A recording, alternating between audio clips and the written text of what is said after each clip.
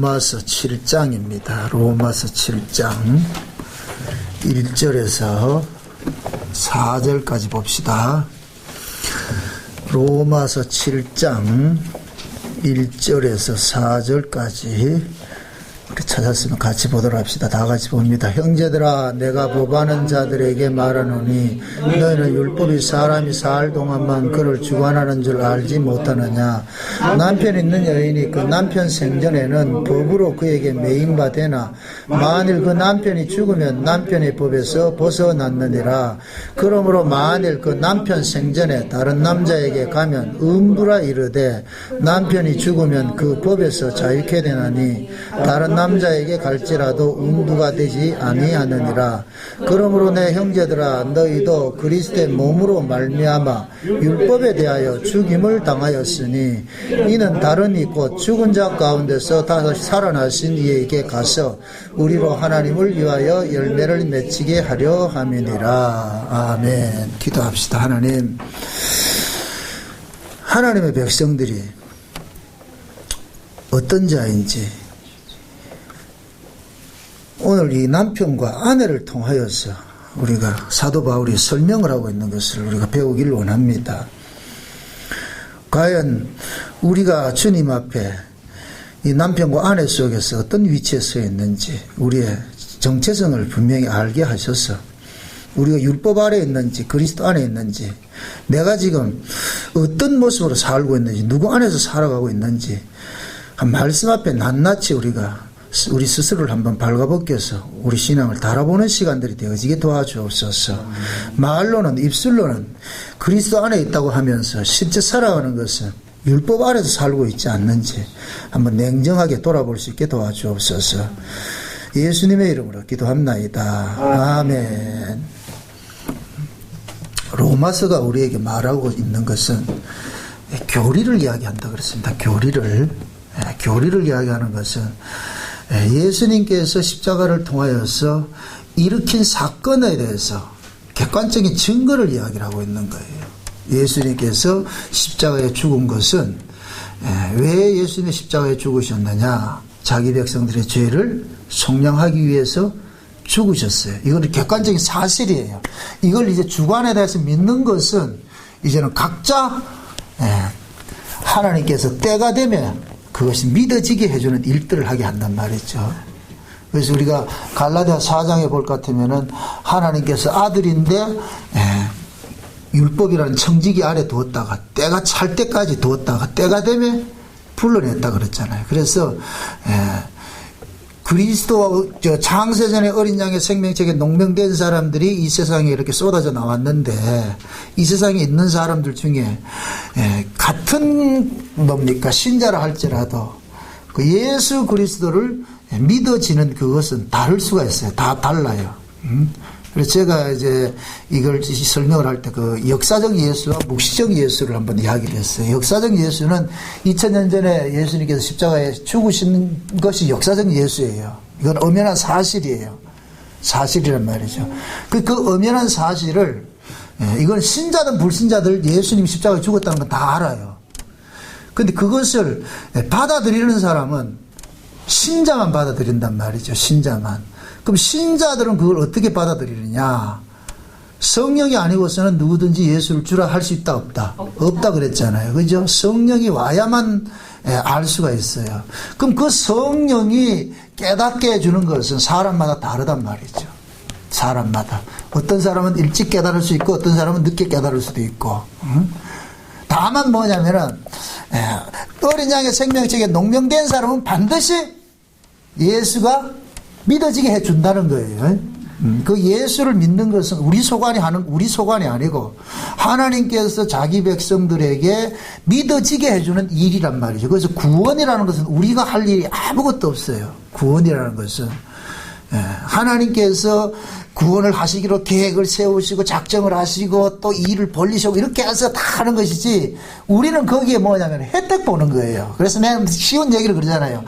아버지하고 아들하고 두 분이서 계약을 해가지고 했는데 우리는 거기 혜택 보는 거예요.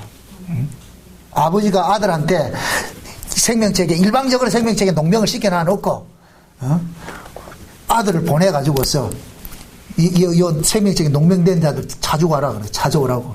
그래서 예수님이 가가지고 이 생명책에 농명된 그 생명책을 들고 다니면서 가가지고 다 찾아내는 거예요. 찾아낸다니까.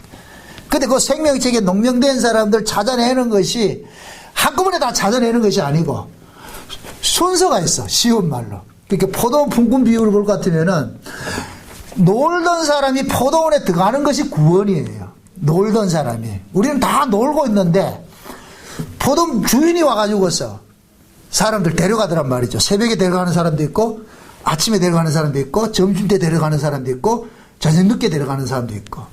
우리 생각에는 어떤 사람이 제일 좋을 것 같아요? 왜서 맨 마지막에 들어가는 사람이 좋다고 생각해요? 제일 많이 놀다가. 그게 우리가 그 사고들이 그래. 그러면 제가 요거를 맨 마지막에 들어가는 사람이 얼마나 불행한 사람인가. 이것도 불행하다는 생각하면 안 되고, 먼저 들어간 사람들이 얼마나 복이고, 늦게 들어간 사람들이 얼마나 복을 적게 받느냐. 이것도 또 말이 안 된다. 여러분, 통도사 가면 통도 한타자 있죠? 한타자, 그죠? 놀이동산 있죠? 공짜로 들어간다. 일찍 들어가고 싶어요. 퇴근, 문 닫기 1시간 전에 들어가고 싶어요. 그거는 일찍 들어가고 싶죠. 그죠? 그럼 논다 그러는 거예요.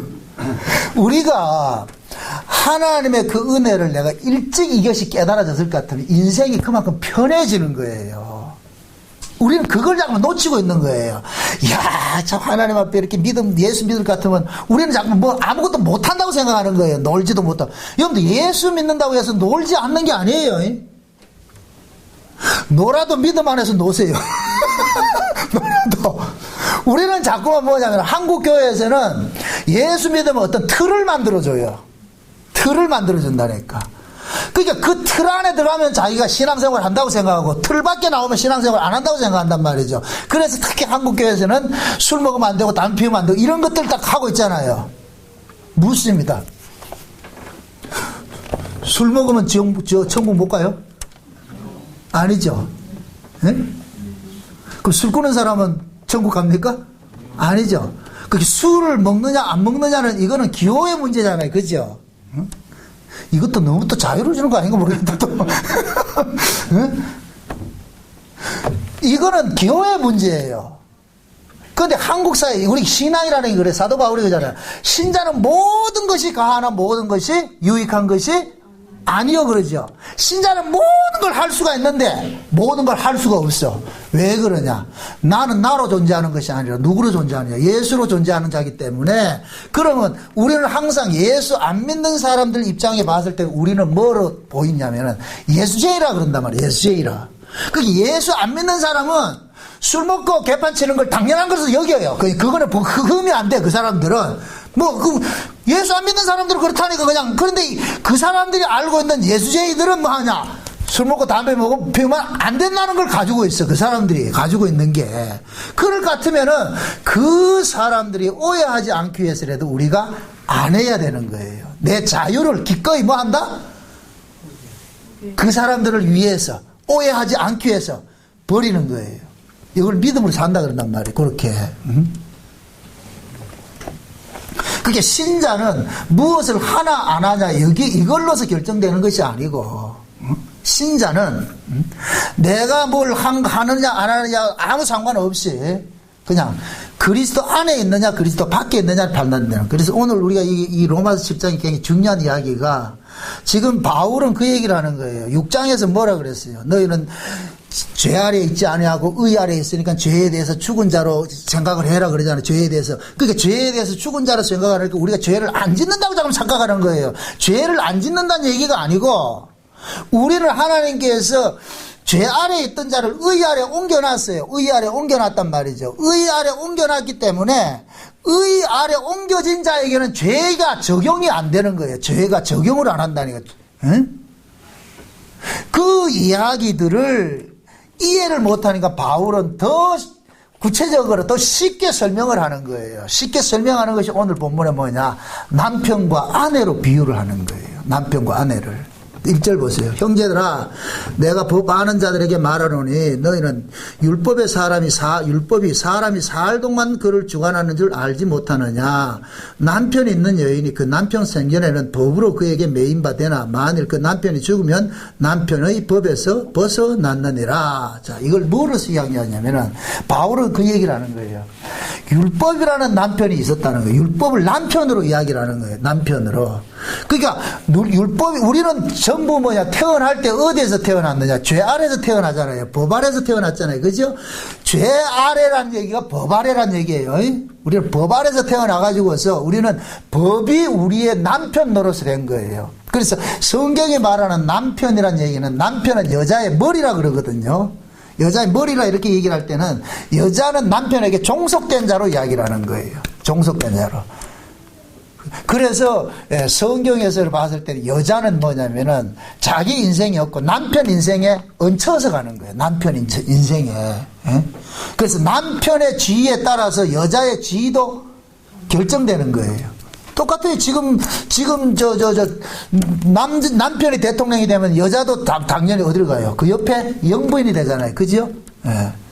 그러면 이 여자가 지가 대통령 될 이유가 있어요? 없어요? 대통령 될 필요가 없는 거예요. 남편이 대통령이면 그 시집만 가면 돼. 그러면 된단 말이죠. 그게 지금 바울이 이야기를 하는 건 그 얘기예요. 우리는 모두가 율법이라는 남편 아래서 태어났는데, 남편 아래서 태어났어요. 그런데 어느 날 예수님께서 오셔가지고서 율법이라는 남편에게 있던 사람을 어떻게 하느냐? 예수라는 남편으로 재혼을 시켜버린 거예요. 재혼을. 룻기서에 보면 재혼 이야기 나오죠. 재혼 이야기. 그죠? 룻이 누구한테 재혼을 가요? 보아스한테 재혼을 하죠. 그죠? 보아스를. 그러니까 이방 여자인 룻이 본신랑 죽고 나가지고서 보아스라는 새로운 남편한테 시집을 가버렸잖아요. 그죠? 그러면은 룻은 이제부터는 뭐가 되느냐? 보아스의 아내가 되는 거예요. 보아스의 아내가 된다니까. 그러니까 그 보아스를 유력한 자라 그러는데 그 유력한 자를 다른 말로 신약식으로 할 것 같으면 예수 그리스도를 상징한단 말이죠. 그럼 룻이라는 여자가 이방 여자였는데 그 이방이라는 이 세계는 이 세계는 그 뭐가 같으냐면 율법 아래와 같은 거예요. 율법 아래와. 율법 아래에 있던 여자가 보아스라는 은혜의 남편에게 시집을 가버렸어. 그럼 이 여자는 룻은 이제는 이방 여자가 아니고 어떤 여자가 되어버리냐? 보아스의 아내가 되어버린단 말이죠. 이처럼 지금 우리 구원이 그렇다는 얘기예요. 우리는 율법이라는 남편하고 살고 있었는데 예수님께서 오셔가지고서 우리를 율법 아래서 뭐 하느냐? 빼내줬단 말이죠. 빼내주고 나가지고 예수님이 우리를 뭐냐? 아내로 맞아들였어. 아내로. 그러면은 이제부터는 내 신랑은 율법이 내 신랑이 아니고 누가 내 신랑이냐? 예수가 내 신랑이에요. 자, 요렇게까지는 이해는 쉽게 해요. 쉽게 되는데 여기서 중요한 것이 뭐냐면은 율법이라는 신랑이 죽어버리고 예수라는 신랑한테로 완전히 이사를 하실까도 율법이 눈에 안 보이면은 괜찮은데 이 율법이라는 이 신랑은 고래심줄보다 더 질기다. 이게 안 죽는다. 이게 율법이라는 이 신랑은 죽지를 않아요. 그러면은 보세요. 우리는 다 율법 아래에서 태어나서 율법이 우리의 신랑 노릇을 하고 있었는데 이 율법이라는 이 신랑은 우리를 놓아줄 수가 없어. 붙잡고 있단 말이죠. 그러면은 율법이라는 신랑으로부터 해방될 수 있는 길은 딱 두 가지가 있어요. 율법이 죽든가 내가 죽든가. 율법이 죽든지 내가 죽든지 하면 돼. 근데 율법이라는 신랑은 죽는다 안 죽는다? 안 죽는다 그러죠. 예수님께서 뭐라 그래요? 율법의 일제매력은 천지가 없어지기 전에는 떨어진다 안 떨어진다? 이 얘기는 율법이 없어진다는 얘기가 안 없어진다는 얘기예요? 안 없어지죠. 율법은 죄를 인하여 더하여 준 것이라, 범법함을 인하여 더하여 준 것이라 그랬거든요. 이 얘기는 곧 뭐냐? 죄가 있는 곳에 율법은 항상 따라다니게 돼 있어요. 왜 그러냐? 율법은 죄를 드러내는 일들을 계속 해줘야 되기 때문에 죄가 있는 곳에는 율법은 같이 붙어가 있는 거예요. 그림자와 실체가 붙어가 떨어지질 않아. 떨어질 수가 없어. 그러니까 하나님께서 율법을 준 것은 죄를 드러내려고 줬단 말이죠. 율법이 없을 때도 죄였어요. 율법이 없을 때도 죄인데, 율법이 없을 때는 죄인데 죄로 인정을 안 했을 뿐이에요. 죄는 죄인데 인정을 안 해줄 뿐이야. 그래서 죄는 죄인데 인정을 안 하는 것을 하나님께서 율법을 줘가지고 이것이 죄라고 규정을 해버렸단 말이죠. 이렇게 해보세요.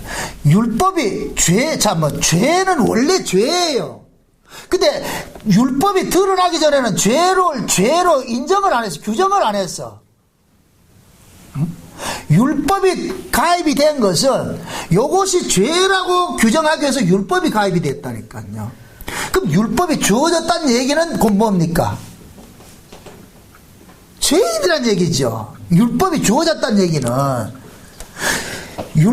죄를 안 지었을 것 같으면 율법이 필요가 없는데 죄를 지었기 때문에 율법이 주어졌어요. 그죠? 그게 율법이 주어졌다는 이 자체는 이미 율법을 지키느냐 안 지키느냐와 상관이 없이 우리는 뭐이다? 그렇죠. 죄인이죠. 그러니까 잠깐만, 율법을 지켰느냐 안 지켰느냐를 접근할 것 같으면 이게 답을 잘못 쓰고 있는 거예요. 율법 자체가 곧 뭐냐? 죄인이라고 드러내기 위해서 율법이 주어졌기 때문에 죄인이 아니면은 율법이 올 필요가 없어요. 그래서 우리가 이 성경을 볼 것 같으면은 에덴 동산에 보세요. 에덴 동산에 선악과가 있고 생명과가 있었죠. 그죠? 선악과 있고 생명과 있는데 인간들이 뭘 따먹었어요? 선악과를 먹었죠.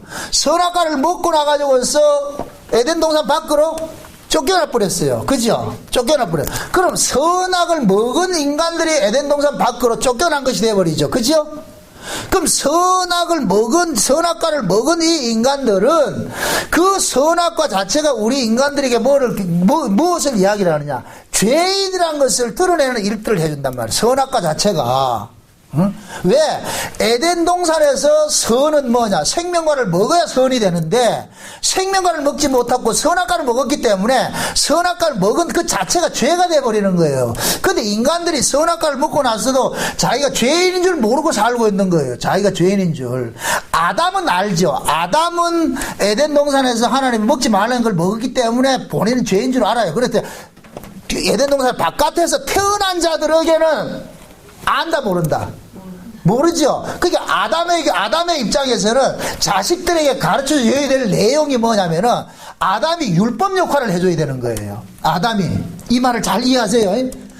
아담과 하와는 에덴 동산에서 하나님 말씀을 명령을 어겼기 때문에 본인들은 죄인인 줄 알아요.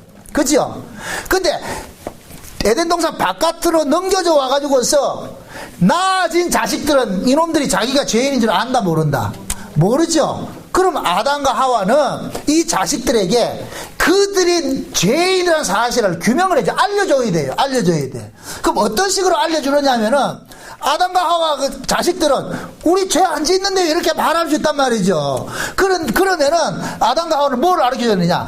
너희들이 죄인이라는 사실은 엄마 아빠가 선악과를 먹어가지고 이렇게 죽은 자가 돼서 너희들도 죽기 때문에 너희들은 죄인이라는 거야. 죄인이기 때문에 너희들이 죽어. 너희들이 죄를 지었냐 안 지었냐 너희들은 그건 따질 문제가 아니고 너희들은 죄인이기 때문에 죽는 거야. 죽음이 온다는 얘기는 너는 뭐이다? 죄인이라는 사실이에요. 그러니까 아담 입장에서는 자식들에게 뭐가 돼요? 율법 역할을 하는 거예요. 율법 역할을 한단 말이죠. 그런데 아담에게서 태어난 자식들이 살아가면서 인류가 이렇게 진화되면서 살아오면서 본인들이 뭐 하냐? 내가 죄인인 줄 모르고 있단 말이에요. 모르고 있어. 그래서 하나님께서 죄인인 줄 모르는 그들에게 율법을 줘가지고서 너희들 죄인이거든 이렇게 알려준단 말이죠. 율법을. 그러니까 이스라엘이 오해를 한 것이 그 율법을 지키면은 자기들이 죄인 아닌 줄로 생각을 하는 거예요. 그게 율법을 지키면 죄인 아닌 것이 안 되는 거예요. 율법을 지켜도 죄인이에요. 왜? 율법은 죄인에게 주어진 것이기 때문에. 아멘? 네, 그러니까 율법을 지키느냐 안 지키냐 이 명제에 빠질 것 같으면은 입이 끓는 것이 돼버린다니까. 제가 오전에 그랬잖아요. 선악과를 먹느냐 안 먹느냐 그 명제에 걸려들 것 같아 이미 진 거예요. 신앙은 뭐냐? 선악과에 놀지 않고 선악과를 먹어야 될까 말아야 될까 이렇게 해서 놀지 말고 생명과하고 놀면은 이게 선인 거예요. 하나님 보시기에 선인 거예요. 그 그러니까 지금 보세요. 하나님께서 이스라엘에게 율법을 준 것은 그 이스라엘로 하여금 이 율법을 통해서 본인들이 죄인인 걸 알게 되기를 바라는 거예요. 그럼 본인들이 죄인이라는 이 사실이 알려질 것 같으면 안 자들은 어떻게 되겠느냐? 이 죄로부터 어떻게 구원을 받느냐 하는 쪽으로 나아가게 되죠. 이해되죠? 예수님께서 오셨을 때에 어떤 율법사가 와가지고서 선생이야 내가 어떻게 하면 영생을 얻습니까? 묻잖아요. 그죠? 어떻게 하면 영생을 얻습니까? 묻잖아요. 그럼 그 물음 자체가 지금 이 사람이 율법사예요. 이거 잊지 마시라고. 율법사라니까. 율법사는 어려서부터 율법을 철저하게 지킨 사람이에요. 그런데 그 율법을 지킨 사람이 예수님 앞에 와가지고 어떻게 하면 영생 얻습니까? 그런단 말이죠. 그러면 이 율법사는 율법을 통해 가지고서 영생을 어떻게 얻습니까? 하는 이쪽으로 지금 뭐 하고 있어요? 눈길을 지금 돌리고 있죠. 그래서 그 율법사가 예수님에게 나온 것은 율법이 지금 누구에게로 인도한 것과 같으냐면 예수님 앞으로 인도한 것과 같은 거예요. 이해되죠? 그게 그 율법사가 예수님 앞에 와가지고서 어떻게 하면 영생 얻습니까? 이렇게 나왔을 때 예수님 자체가 뭐 하는 분이에요? 영생을 주시는 분이죠. 이렇게 되니까 율법이 곧 뭐냐? 예수님에게 인도하는 뭐가 돼요? 모학선생이 돼버리죠. 그러니까 이 율법사는 예수님에게 정확하게 찾아온 거예요. 찾아왔어. 그 사람이 만약에 율법이 없었을 것 같으면은 영생에 대해서 관심이 있다 없다? 없었죠. 그게 율법을 준 거는 영생을 찾아가도록 준 거예요. 영생을 찾아가도록. 율법에서 영생이 나오는 게 아니고 영생을 찾아가도록. 왜? 율법이 계속해서 뭐를 하느냐? 우리의 죄를 지적하잖아요. 넌 죽은 자야, 그러잖아요. 내가 죽은 자기 때문에 죽지 않는 쪽으로 찾아다니잖아요. 그죠? 옛날 진나라 시황제가 불로초를 찾은 것은 죽기 때문에 불로초를 찾잖아요. 그죠? 죽기 때문에. 만약에 영생하는 사람일 것 같으면 불로초 찾는다, 안 찾는다? 안 찾겠죠? 이렇게 물어봅시다. 우리가 구원을 받아 천국에 가요. 천국에 갑니다. 천국에 가서도 예수 믿을까요? 헷갈리시죠? 천국에 가서는 예수를 믿는 게 아니고 예수님과 산다니까 그냥. 믿음이라는 것은 이 역사 세계에서 필요한 거예요. 믿음은 바라는 것들의 실상이요 보지 못한 것들의 증거라 그러죠. 그럼 보지 못한 것들의 증거고 바라는 것들의 실상이라 그랬으니까 실상 앞에 나가고 본 것을 만질 것 같으면 믿음이 필요하다 안 하다? 필요가 없죠. 이제는 믿음이라는 것은 보이지 않는 것을 보게 하고 바라는 것들의 실상을 보게 하는 것이잖아요. 그렇죠? 그럼 믿음을 쫓아서 거기 나갈 것 같으면 이제 필요가 없어져 버린단 말이죠. 그래서 성경에서 믿음과 소망과 사랑이 세 가지는 항상 있을진데 그 중에 제일은 사랑이라 이 얘기죠. 사랑은, 믿음은 소망을 갖게 하는 것이고 소망은 사랑을 향해서 가는 거예요. 그럼 사랑 만나면 믿음 소망은 필요 있다 없다? 없지요. 왜? 사랑을 위해서 믿음과 소망이 필요한 것이니까. 우리가 예수를 믿는 것은 천국에서 예수님과 살기 위해서 예수를 믿는 거예요. 그죠? 그럼 천국에서 예수님과 사는 사람은 예수를 믿을 필요가 있어요 없어요? 천국에서 없죠. 그러니까 보세요. 아담과 하와가 선악과를 먹고서 쫓겨났잖아요. 쫓겨났어. 그럼 쫓겨난 이들에게 하나님께서는 너희들이 죽은 자라는 것을 알려주기 위해서 뭐를 보내줬다? 율법을 줬다 그랬어요. 율법을. 그지요? 그럼 이제부터는 에덴 동산에서 쫓겨난 모든 사람들은 율법을 통해 가지고서 뭐를 깨닫게 되느냐? 아, 나는 죄인이구나. 나는 죽어야 될 자구나. 그래서 로마서 3장에 볼 것 같으면은 율법은 뭐냐? 모든 입을 막게 해가지고 하나님의 진노 아래 가두게 하려 함이라 그랬단 말이죠. 그럼 율법이 주어진 것은 우리는 죽어야 될 자라는 것을 확인사살해 주는 거예요. 나 죽어야 되는구나. 내가 죽어야 된다는 걸 아는 자는 이제부터는 뭐가 나타나느냐? 역설적으로 살고자 하는 쪽으로 찾아가게 돼 있어. 살고자 하는 쪽으로. 아멘? 그러니까 율법을 받은 사람만이 예수를 믿게 돼 있다니까. 이게 이 율법이 없는 사람은 예수를 안 믿어요. 왜 그러냐? 율법을 가지고서 뭐를 깨닫게 되는 거예요? 나는 죽는 자구나, 난 죄인이구나, 난 죽어야 될 자구나 하는 걸 알기 때문에 어떻게 하면 안 죽지 않은 방법을 찾아가는 거예요. 그러면은 율법이 나로 하여금 나에게 죽지 않게 해주는 그분에게 나를 인도하는 역할을 해주잖아요. 그죠? 인도하는 역할을 해준다니까. 이런 의미에서는 율법이 어떤 것이에요? 귀한 거예요? 귀하지 않은 거예요? 귀한 것이죠. 나로 하여금 예수 앞으로 인도해주는 것이 귀한 것이죠. 이게 율법이 하는 역할이라니까. 역할. 그러니까 율법 아래에서는 영생을 주는 것이 아니고 영생 얻을 자를 뭐 하느냐? 찾아나게 하는 일이 율법이 하는 일이란 말이죠. 그럼 우리는 율법 아래에 있을 때는 율법이 하는 역할이 뭐라 그랬어요? 우리를 죽이는 일을 한다 그랬죠. 가두는 일을 한다 그랬잖아요. 그렇죠? 그러면 우리가 율법 아래에 있을 때는 내가 독자적으로 살 길이 있다 없다? 없죠. 내 쪽에서 살 길이 없죠. 살 수 있는 길은 내 외부에서 나를 살려줘야 살 수가 있는 거예요. 난 독자적으로 살 길이 없어. 내 외부에서 누군가가 나를 건져줘야 돼. 건져줘야 나가 살 수가 있어. 살 수가 있다니까. 그러니까 우리는 율법 아래 있을 때는 이 율법이라는 이 신랑하고 살 때는 우리는 늘 뭐 하느냐? 죽음에 가둬져서 살고 있었어요. 죽음에 가둬져서 살고 있었어. 그런데 하나님께서 죽음에 가둬져 있는 자기 백성들을 살려내기 위해서 누구를 보냈느냐? 예수님을 보낸 거예요. 예수님이 와가지고서 율법 아래 가둬져 있는 자기 백성들을 뭐 하느냐? 그들 대신에 예수님께서 자기 목숨을 대신 줘버린 거예요. 율법에게 대신 줘버린 거예요. 그러고 나가지고 율법 아래 있는 자를 뭐 하느냐? 건져내버렸어.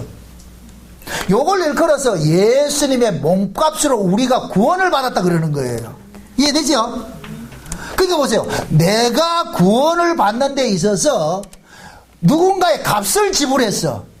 그 값을 지불한 분이 누구예요? 예수님이죠. 그죠? 그러니까 이걸 일컬어서 예수님께서 우리를 값주고 샀다 그러는 거예요.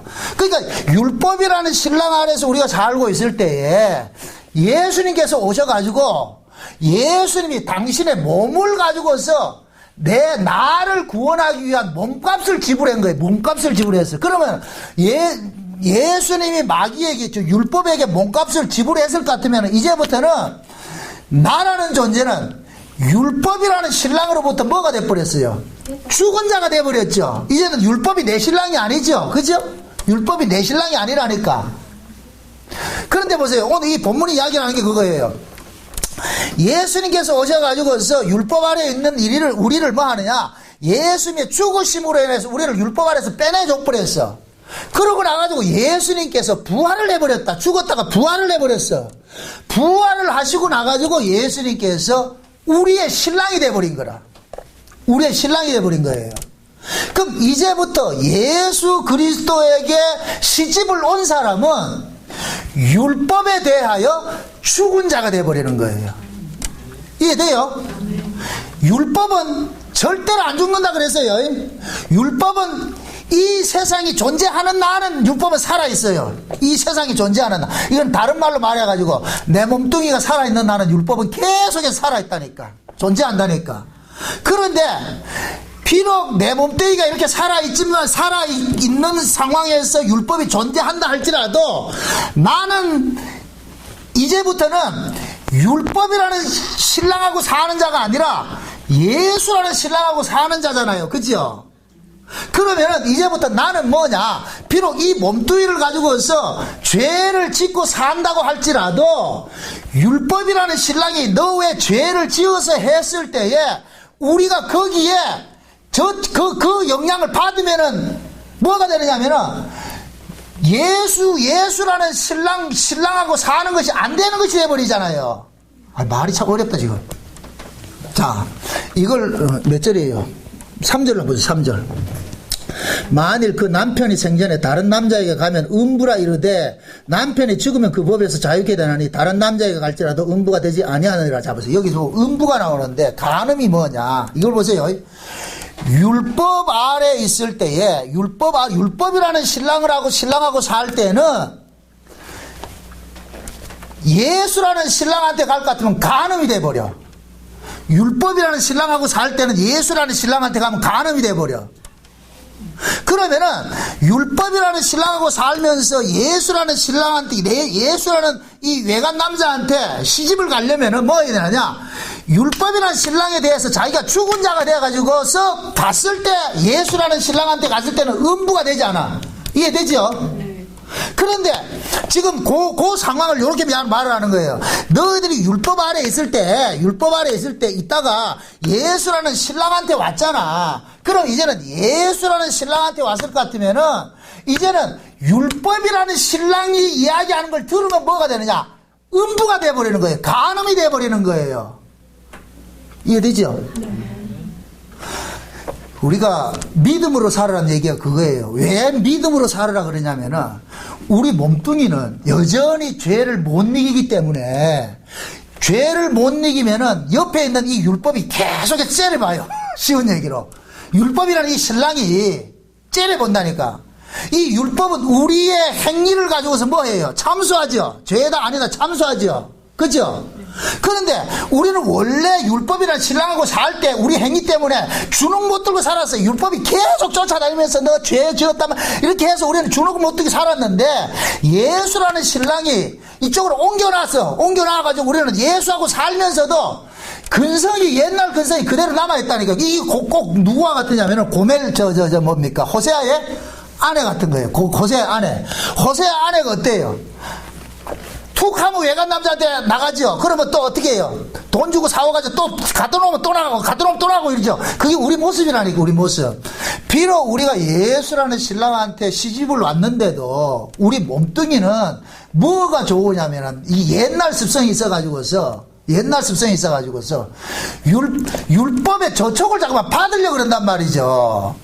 그러니까 우리 몸뚱이는 어떤 사고를 가지고 있느냐면은 내 몸에서 일어난 것을 가지고서 이것이 선이다 아니다는 그것이 습성이 되어 있단 말이죠, 이 몸이. 그래서 우리는 뭐냐, 예수를 믿으면서도 나도 모르게 뭐 하느냐, 우리의 행실을 가지고서 이것이 의다 아니다 쪽으로 우리는 자꾸만 나간다니까. 이해돼요 지금?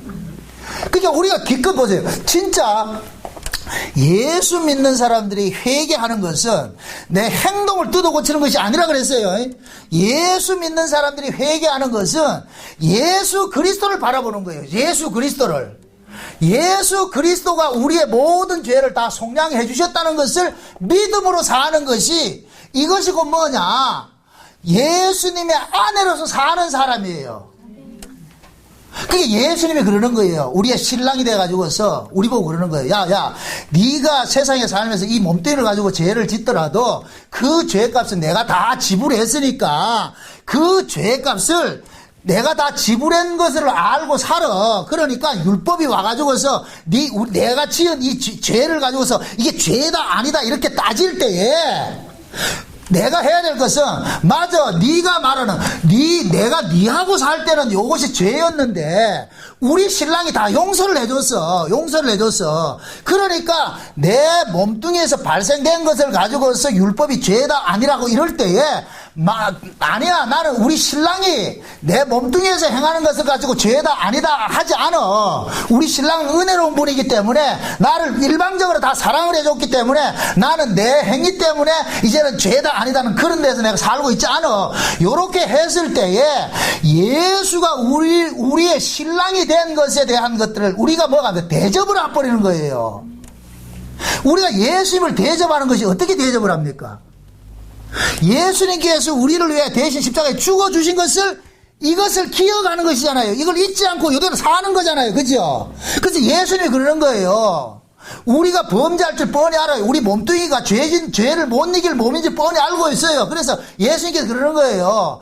야, 네 몸뚱이가 비록 죄를 이기지 못하는 몸뚱이지만은 그렇기 때문에 내가 너를 은혜로 대해주는 거야. 그러니까 네가 범죄한다 할지라도 이것 가지고서 옛날에 율법 아래 있을 때 같이 이거 하면 죄다 아니다 그렇게 살지 말고 내 꼬라지 보지 말고 우리 신랑이 나 죄를 모두 다 용서해 줬어. 그러니까 나는 우리 신랑만 보고 살 거야. 요렇게 사는 것을 신앙생활이고 믿음이라 그런단 말이죠. 반대로 이렇게 하지 않고 예수라는 신랑한테 시집을 와놔놓고도 율법이라는 신랑이 와가지고 잠깐만 찝쩍거려가지고서 네 그게 죄다 이렇게 할 것 같으면 맞아 내가 이 죄 잘못했지 죄 짓지 내 앞으로 안 갈게 요럴 것 같으면 뭐가 되느냐 예수라는 신랑을 내비두고 율법이라는 신랑한테 바람 피우는 것이 되어버린단 말이죠. 여기 간음이라 그러는 거예요. 쉬운 건데 내가 너무 어렵게 설명한다 그죠? 대부분 다 알아먹었는데 이게 왜 사도 바울이 율법에 대해서 살면서 가장 쉬운 이야기를 이렇게 얘기하는 줄 아세요? 율법이라는 놈은 우리를 떠나는 게 아니에요. 항상 우리 곁에 살아서 있다니까. 율법이라는 이 신랑은 살아있다니까. 살아있으면서 뭐 하냐? 우리를 자꾸만 뭐 하냐? 고발을 하는 거예요. 참소를 하는 거예요. 그러면은 내가 예수라는 신랑한테 시집간 사람이라는 것을 확실히 자기 정체성을 알고 있는 사람일 것 같으면은 율법이 자꾸만 참소를 해도 그 참소에 넘어간다 안 넘어간다? 안 넘어가겠죠. 그죠? 안 넘어간단 말이죠. 그러면은 율법이 떠나지 않고 율법이라는 신랑이 늘 살아서 우리 곁에서 남아 있어야 되는 이유가 뭔 줄 아세요? 내가 진짜 예수라는 신랑을 의지하고 사느냐 안 사느냐는 늘 확인을 하게 하는 거예요. 그게 율법은 살아가지고 계속해서 우리를 뭐 해줘야 되느냐? 참소를 해줘야 돼. 참소를 해줘야 돼. 그러면은 그렇게 참소를 당할 때마다 우리는 뭐 해야 되느냐? 맞아. 네 참소대로 할 것 같으면 난 죽어야 되는데 나 같은 자를 누가 용서해줬다? 예수님이 용서해줬어. 그래서 우리 신랑이 너무너무 고맙고 자비로워. 나는 우리 신랑의 이 사랑을 잊을 수가 없어. 그래서 계속해서 신랑 자랑을 해줘야 돼요. 신랑 자랑을. 그 신랑 자랑을 하기 위해서 율법이 옆에 붙어 있는 거예요. 아멘. 그러니까 우리는 보세요. 율법을 보면 우리는 누구한테 도망가야 된다? 그렇죠. 예수라는 신랑 속에 쏙 숨어버린대. 예수라는 신랑 속에. 그러니까 예수라는 신랑 속에 숨으라고 율법이 있는 거예요. 율법이 살아서 있는 거예요. 만약에 율법이 살아있지 않을 것 같으면 이게 없을 것 같으면 우리는 예수라는 신랑 속에 숨지를 않는다니까. 우리 이 습성 자체가 뭐냐? 독자적으로 살려고 그러죠. 그래서 율법이 항상 살아가지고서 우리의 죄를 뭐 하느냐? 계속 고발하는 거예요. 고발하는 거예요. 그 고발을 당할 때마다 우리는 뭐 하느냐? 앞으로 안 할게요 하면 안 돼요. 그러면 율법한테 지는 것이 돼버려요. 만약에 율법이 와가지고서 네 앞으로 잘해 이렇게 했을 때 얘 앞으로 잘하겠습니다 이럴 것 같으면 율법이 여지껏 내 신랑 노릇하고 있는 거예요. 그러니까 율법이 와가지고서 너 앞으로 잘해 이렇게 할 것 같으면은 얘 앞으로 잘하겠습니다 하지 말고 누구한테 도망가라? 그렇죠. 예수한테 도망가라는 거예요. 이게 뭐냐? 새로운 남편이라 그러는 거예요. 새로운 남편. 그러니까 뭐냐? 지금 바울이 그러는 거예요. 네가 옛날에는 율법이라는 남편하고 살았는데 이제는 예수라는 남편한테 시집을 왔어. 그러니까 율법이 아무리 너를 뭐라 하더라도 너는 네 남편이 누구다? 예수야. 네 남편이 예수야. 이거 잊지 마라. 율법이 무슨 짓을 하더라도 너는 거기 속지 말라. 네 남편이 예수다. 이 얘기하는 거예요. 그래서 갈라디아 4장에 볼 것 같으면은 우리가 율법 아래 있다가 때가 되면 뭐 했어요? 은혜 아래로 옮겨졌죠. 은혜 아래로 옮겨져서 종으로 있다가 때가 되면 아들의 영을 받아가지고 우리가 아버지를 부르짖게 됐죠. 그러고 나가지고 뭐 하느냐? 다시는 천한 초등학문으로 돌아가지 말라 그런다니까. 갈라디아 4장 다시 한번 보세요. 갈라디아 4장.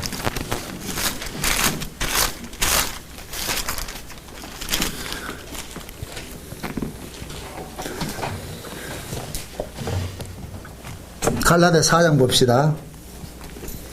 몇 절부터 보느냐면은, 나 1절부터 봅시다. 1절부터 쭉 한번 봅시다. 몇 절까지 보느냐면은, 9절까지 봅시다. 9절까지. 같이 시작. 내가 또 말하노니 유업을 이을 자가 모든 것이 주인이나 어렸을 동안에는 종과 다름이 없어서 그 아버지의 정한 때까지 후견인과 청지기 아래에 있나니 이와 같이 우리도 어렸을 때에 이 세상 초등학문 아래에 있어서 종노릇 하였더니 여기서 이 세상의 초등학문이 뭐예요? 율법이죠. 그죠? 율법 아래서 종노릇 했어요. 그러다가 때가 참에 하나님이 그 아들을 보내가지고서 여자에게 나게 하시고 우리를 율법 아래 나게 하신 것은 율법 아래 있는 자들을 뭐 하기 위해서 속량하시려고 우리로 아들의 명분을 얻게 하려 하심이라. 너희가 이제 아들인 거로 하나님이 그 아들의 영을 우리 가운데 보내서 아바 아버지라 부르짖게 하셨느라. 그러므로 내가 이후로는 종이 아니요 아들이니 아들이면 하나님으로 말미암아 유업을 이을 자니라. 자, 종이 아니고 아들이에요. 종이 아니고 아들이에요. 그러니까 종은 어디 아래 살았어요? 율법 아래 살았죠. 그래서 8절 보세요. 그러나 너희가 그때는 하나님을 알지 못하여 본질상 하나님이 아닌 자들에게 종노릇 하였더니 이제는 너희가 하나님을 알 뿐더러 하나님이 아신 바 되었거늘 어찌하여 다시 약하고 천한 초등학문으로 돌아가서 다시 저희의 종노릇 하려 하느냐 그러죠. 그죠? 자, 이 얘기는 뭐냐? 율법 아래에 있던 자를 예수님께서 오셔가지고 어디로 꺼내놨어요? 은혜 아래로 옮겨놨죠. 종으로 살던 자를 아들로 만들어놨잖아요. 그죠? 그런데 이 아들이 된 자가 다시 옛날에 율법 아래에 있는 행산머리를 할 것 같으면은 예수님의 죽음이 헛죽음이 되어버리니까, 그러니까 너희는 은혜 아래 와서 비록 너희 몸뚱이가 율법 아래에서 행하는 그러한 일들이 있다 할지라도 율법이 너를 주장하지 못하게 하라는 거예요. 왜? 너는 율법에 대해서 죽은 자니까. 율법이 죽었다는 얘기가 율법은 절대로 안 죽는다니까. 내가 율법에 대해서 죽은 것이 되어버리는 거예요. 왜? 내 신랑이 예수이기 때문에. 이해되죠? 그러니까 지금 바울이 지금 로마서를 통해서 하는 이야기가 그거예요. 여러분들이 이게 이해가 다 됐다고 여러분들이 이해는 한다고 생각을 해요. 그런데 실제 우리 생활, 신앙생활 속에는 이게 안 된다니까. 바울이 이 쉬운 얘기를 왜 하겠어요? 안 되기 때문에 그렇다니까. 이 이야기를 해놔놓고 바울이 나중에 뭘로 끌고 가는지 아세요? 아, 내 안에 두 법이 있어. 하나님의 말씀을 지키는 법이 있고 지키려고 하는 법이 있고 지키지 않는 법이 있는데 이 둘이 싸움하니까 항상 하나님의 말씀을 지키려고 하는 법이 이기더라 지더라 그러잖아요. 그러니까 바울이 뭡니까? 하나님 말씀대로 못 살잖아요. 그러니까 뭐예요? 오호라 나는 공관자라 돼버리죠. 지금 바울이 보세요. 오호라 나는 공관자라는 이 고백 자체가 지금 어디에 걸려있는 거예요? 율법 아래 걸려있잖아요. 바울이 이 남편 이야기를 하면서도 이거에 걸려있다니까. 이게 우리 딜레마라니까. 이게 쉬운 것 같지만은 엄청 우리가 늘 빠질 수 있는 함정이라니까. 솔직히 물어봅시다. 여러분들 회개할 것 같으면 뭐 회개해요? 회개하시오 했단 말이에요. 내가 만약에 우리 최 집사님한테 최 집사님 회개하세요 이럴 것 같으면 최 집사님이 탁 받아들이는 게 뭐 회개해요? 어떤 걸 회개해요? 아이고 목사님이 내가 어제 술 먹은 거 아는가? 술 끊을게 이렇게 나온단 말이죠. 그렇게 내가 술 먹었지. 술 끊어야지. 여기 율법 아래 있는 그 모습이라니까. 예수 믿으면서도. 아멘. 우리는 그럴 수밖에 없어. 이 몸뚱이가 그렇다니까. 아멘. 기껏 회개한다는 게 뭐냐? 내 행실 뜯어고치는 것밖에 안 되는 거예요. 이게 우리 몸의 습성이라니까. 몸에 배어있어. 그래서 바울이 그러는 거예요. 너희들이 몸에 그래 배어있기 때문에 신랑 얘기를 해주는 거예요. 신랑 얘기. 이제는 너희 신랑이 예수니까 너희 몸뚱이가 옛날같이 살더라도 그 신랑 보지 말고 예수 신랑한테 숨으라는 거예요. 예수 신랑. 그래서 로마서 7장이 바울이 신랑 얘기를 하고 나가지고서 오라 나는 공관자라도 하고 8장에 가가지고 성령께서 네가 할 수 없는 그것을 예수님께서 대신했는데 이제는 너는 뭐냐? 네 꼬라지 보지 말고 예수만 믿어라. 그렇게 하면 그리스도 예수 안에 있는 자는 결코 정죄함이 없다. 아멘. 바울이 왜 이 로마서 6장, 5장, 6장, 7장, 8장 이것을 이렇게 끌고 가느냐 하면은 우리 인간들의 이 몸 구조가 아무리 너희는 죄에 대해서 죽었고 의에 대해서 산자라 해도 우리는 몸 구조 자체가 뭐냐? 내 몸뚱이에서 이것은 죄다 아니다 하는 이걸 자꾸만 끄집어낸단 말이죠. 선악의 구조 아래서 태어났기 때문에 내 몸뚱이에서 이것은 선이고 이것은 악이고 이렇게 구분을 한단 말이죠.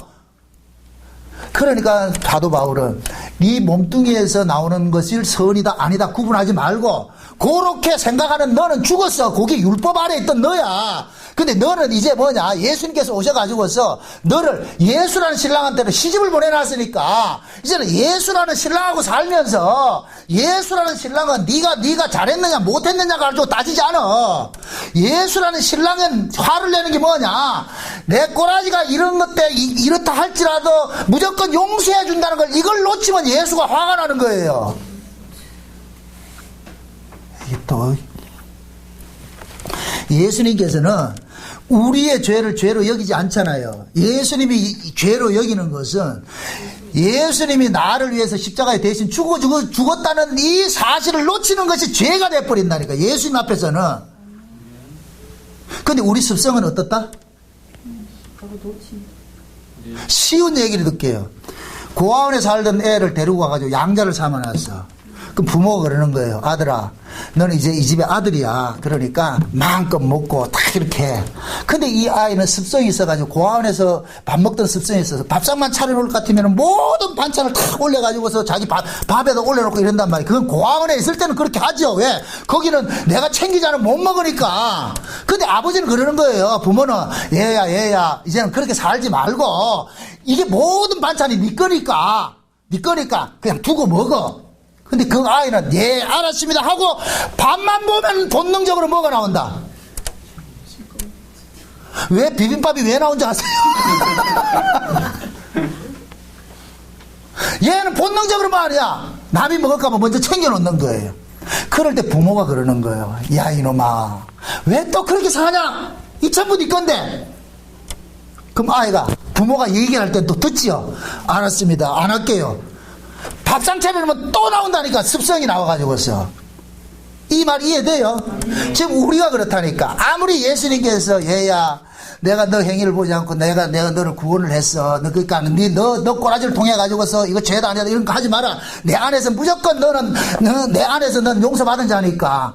그런데 알려줬는데 이 옆에 이 마선생이 딱 서가지고서 하는 소리가 잠깐만 율법을 가지고서 니 그래 살았대나 안 되나 이렇게 하니까 우리는 또 뭐가 되느냐? 거기에 게임이 넘어가가지고서 어떻게 하느냐? 자기 꼬라지를 이래가지고서 늘 희비한단 말이죠. 그러면 이쪽에 있던 이 예수라는 신랑이 신경질이 나는 거예요. 니 왜 또 그러는데? 니 또 마선생 만났나? 내가 그만이 안 그러더라. 마선생은 얼굴도 마주치지 말라고 보지 말라 그러는데 니 또 마실라 가지고 또 마선생 맞구나. 그러니까 니가 또 니 꼬라지를 가지고 이렇게 중리사니 하지. 이 믿음이 한마디로 말해가 다 알아먹었을 것 같으면 성경이 이렇게 두껍지 않다지. 못 알아먹으니까 그런 게 못 알아먹으니까. 이 간단한 이야기를 왜 내가 이렇게 피튀기면서 설명을 안 하냐? 뭐 알아먹는다니까 안 된다니까. 이게 이 인간이 지금 들은 것 같죠? 다 아는 것 같죠? 다음 주 와보세요. 또 달라진다니까. 만약에 여러분들 한 주간 살면서 밖에 나가가지고서 어떤 잘못된 일을 했어. 창피스러운 일이 있을 것 같으면 교회 안 온다니까. 다음 주 안 온다니까. 왜 안 오겠어요? 아 여기 이래가지고 내가 하나님 앞에까지 부끄럽다. 부끄러워보고 나오는 게 믿음이라니까. 근데 우리는 부끄러우면 나온다 도망간다 숨어버린다. 숨어버리고 도망가고 숨잖아요. 그게 죄라니까. 그게 지금 율법이나 신랑하고 살고 있는 여기 간음이에요. 간음.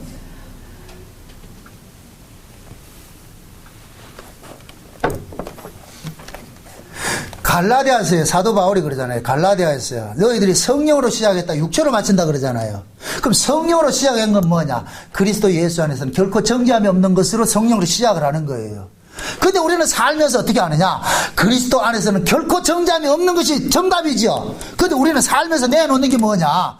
매일 내 몸구덩이 가지고 정죄를 하고 있다니까. 아 이거 잘못했어 저거 잘못했어. 이게 성령으로 시작해서 육체로 마치는 거예요. 갈라디아 교회 그러잖아요.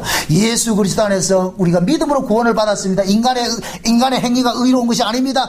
근데 갈라디아 교회는 뭐가 되느냐? 예수도 믿고 인간의 어떤 율법을 지켜야 의로워진다 그러니까 그 율법을 지켜야 의로워진다는 이 소리에 왜 자꾸만 사람들이 속느냐 하면은 거기에서 자랐기 때문에 속는다니까. 거기에서 배워왔기 때문에 습성이 돼가지고서.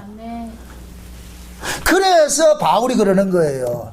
너희들의 행위로 인하여 가지고서 그게 죄다 아니다 할 것 같으면 예수님께 십자가에서 헛죽었다 그러잖아요. 헛죽었다고. 그러니까 우리가 예수를 믿음으로써 산다는 이 이야기가 공식으로 가지고 있으면 안 된다니, 공식으로.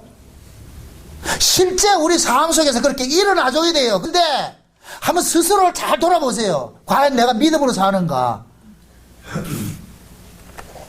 우리는 자기 꼬라지, 자기 행위로 살려고 그런다니까. 이게 율법 아래서 살려고 그런다. 다시 말했다. 율법에 대해서 우리는 죽었어요. 율법이 우리를 정죄하지 못해요. 왜? 예수 그리스도가 율법의 요구를 다 완성해 줬기 때문에, 값을 다 치러 줬기 때문에.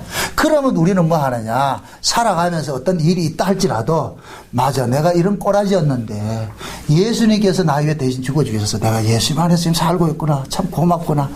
그러면은 우리가 죄를 안 짓는 것은 예수님의 그 죽음이 너무나도 고귀하기 때문에 안 짓고자 하는 거예요. 그게 안 지어서 안 지는 것이 아니고. 그래서 예수님의 그 대속의 죽으심이 그것이 고마운 것으로 느껴지는 사람일 것 같으면은 죄를 안 짓고자 하는 지향성이 나타난다니까. 아이고, 나 이제 안 할래. 나 이제 안 할래. 근데 그 안 하는 것이 그것이 의의가 되는 것이 아니고, 예수라는 신랑하고 살다 보니까, 이 예수님께서 내같이 이렇게 무지랭이 같은 이런 자를 용서해 줬다는 것이 너무너무 고맙고 감사하단 말이죠. 너무너무 고맙고 감사하니까 우리가 뭔가 안 하려고 하는 거예요. 쉬운 얘기로 예수님께서 우리를 데리고 와가지고서 내가 니를 손에 물 한 방울 묻히지 않고 내가 지켜줄게. 실제 예수님 그렇게 해요. 그래서 아침만 되면 밥도 해주고 말이죠. 빨래도 해주고 청소도. 난 그냥 가만히 있으면 돼. 나중에 살다 보니까 너무너무 미안한 거라 이게. 우리 신랑이 너무너무 좋아가지고서 내가 가만히 가면 살다 보니까 너무너무 미안해가지고서 설거지도 하고 청소도 하고 빨래도 하는 거예요.